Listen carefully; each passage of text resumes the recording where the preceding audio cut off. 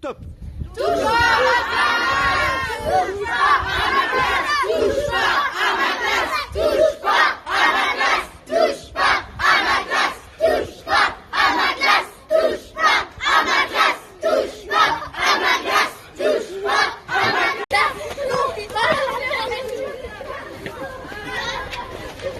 Non, à la fermeture des classes.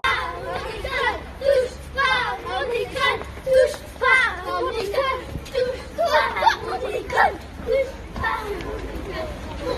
Bonjour Madame Brasseur. Bonjour. Ce jeudi matin, une manifestation des parents d'élèves de l'école de la Cité du Nord, ainsi qu'une journée blanche, un mouvement d'une grande ampleur, on peut le dire.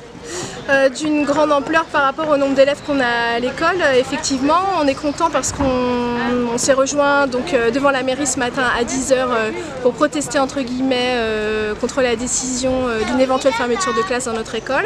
Donc on a été quand même une belle petite brochette de parents et d'enfants, on a fait entendre nos voix. En plus c'était symbolique, c'est l'heure du marché, donc on voulait aussi sensibiliser la population de Montdidier. On a marché, là on est devant le pôle administratif, on va être reçu, on va rencontrer l'inspecteur pour pouvoir discuter avec lui. On vient aussi lui présenter la pétition qu'on a lancée il y a quelques jours, qui a reçu déjà 400 signatures. Donc pour une petite école comme la nôtre, on se dit que c'est bien, qu'on est bien suivi, que les gens sont assez sensibles à ça. On a aussi organisé aujourd'hui une journée blanche, c'est-à-dire qu'on a décidé de garder nos enfants à la maison. Donc le mouvement a été plutôt suivi puisque presque sur quasiment 100 élèves, il y a moins de 20 élèves dans la classe, dans les classes à l'heure où je vous parle. Voilà. Est-ce que vous espérez obtenir gain de cause? Alors on espère obtenir gain de cause. A priori, il y a des enveloppes budgétaires quand même pour pouvoir conserver les classes qui sont menacées parce qu'elles cochent les cases de sous-effectifs.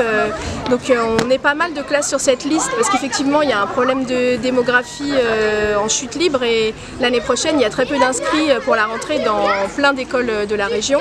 Mais voilà, il y a quand même, on a quand même envie de se faire entendre parce qu'on se dit qu'on a une particularité d'être une toute petite école de campagne qui fait vivre tout un quartier et qui fait vivre aussi une partie de la ville et qu'à ce titre-là on mérite de pouvoir garder toutes nos classes, toutes nos enseignantes, sachant que nous, le risque premier qu'on a, bon bien sûr c'est la baisse de la qualité de l'enseignement et ça c'est pas du tout dans l'intérêt de nos enfants, cela va de soi, mais on a aussi le risque d'avoir des classes à triple niveau, sachant qu'on a déjà des classes avec des écarts de niveau, comme par exemple cette année on a une classe de grande section CE2, donc je vous laisse imaginer, les grandes sections c'est des grands petits qui commencent à déchiffrer les lettres, les CE2 ils ont déjà la lecture acquise, enfin, les institutrices font le grand écart entre deux programmes d'école qui sont très éloignés. Donc imaginez greffer à ça par exemple un CM2, on se demande comment humainement un enseignant pourrait faire une classe avec 3 écarts de niveau tels.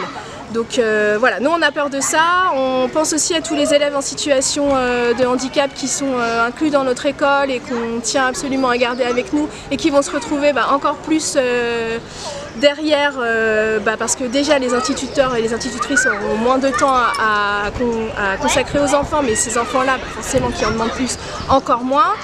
Et puis voilà, ce dont on a peur aussi, c'est que voyant la décision actée, certains membres de l'enseignement décident de demander une mutation. Ça pourrait se comprendre parce qu'on comprend bien que ce serait vraiment inconfortable à triple niveau, on ne souhaite ça à personne, ni pour les enfants, ni pour les enseignants. Donc voilà, on trouve important de se mobiliser pour se faire entendre et puis se dire qu'on garde espoir et que c'est peut-être possible que le vent tourne.